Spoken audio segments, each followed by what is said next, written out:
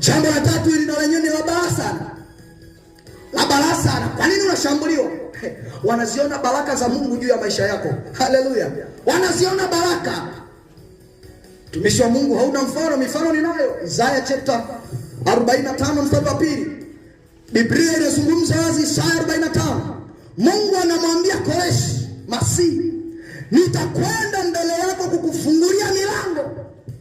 Binti, kaka, wakikutazama watu wanaona kibali.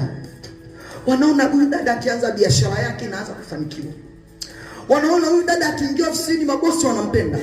Wanaanza kukiona kibali kilichoko juu yako.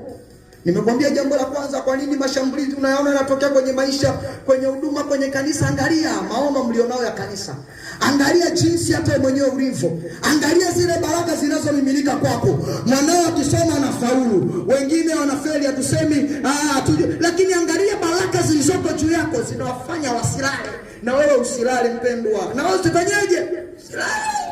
Kwa nini mtumishi nashambuliwa? Mwanangu, unashambuliwa kwa sababu baraka, kibali.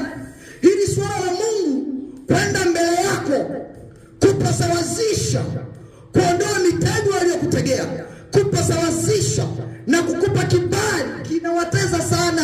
Haleluya. Kinawateza sana, ndio maana unafanyiwa mashambulizi. Lakini mashambulizi hayamaanishi utakufa. Mashambulizi yanamaanisha kwamba wajue kwamba wewe una Mungu aliye hai. Wajue kwamba Mungu wako anaishi. Haleluya. Kwa nini mtumishi wa Mungu unashambuliwa? Angalia. Nashambuliwa kwa sababu ya lile neno alilolipokea. Namba 5, nashambuliwa kwa sababu ya imani yako imekwenda kinyume na mifumo ya kichifu iliyoko mahali hapo.